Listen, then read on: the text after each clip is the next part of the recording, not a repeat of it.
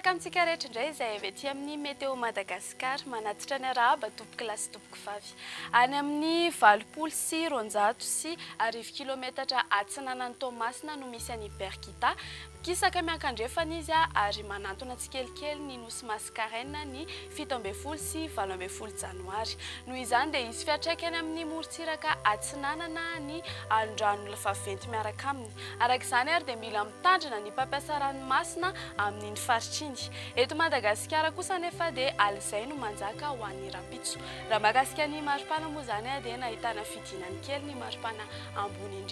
indrindra ho an'ny ilany atsinanana sy ny eto afovoantany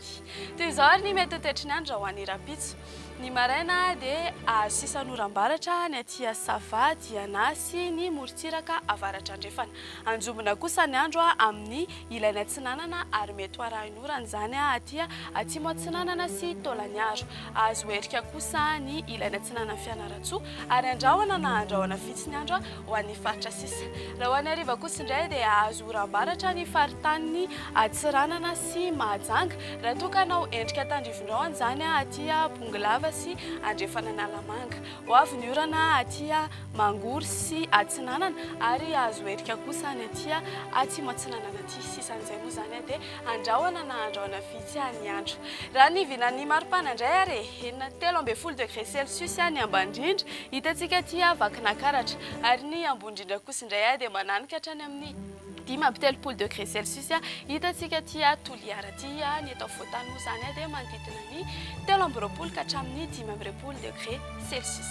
toy izao manaraka izao ary ny mety toetry ny andro ho an'ireo tanàn-dehibe sy nosy manodidina ifandimban-drahona sy masoandro any Paris sy Nairobi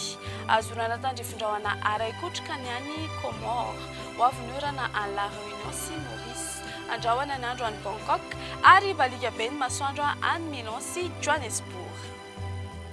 ho an'ny rapitso ary ny masoandrontsika dia hiposaka amin'ny 10 ora mahery 20 minitra raha toka iletika amin'ny 1 ora mahery 20 minitra izay indray ary no azonao rosaonao tamin'ny ity alina ity manome fotoananao manaraka indray veloma tompoko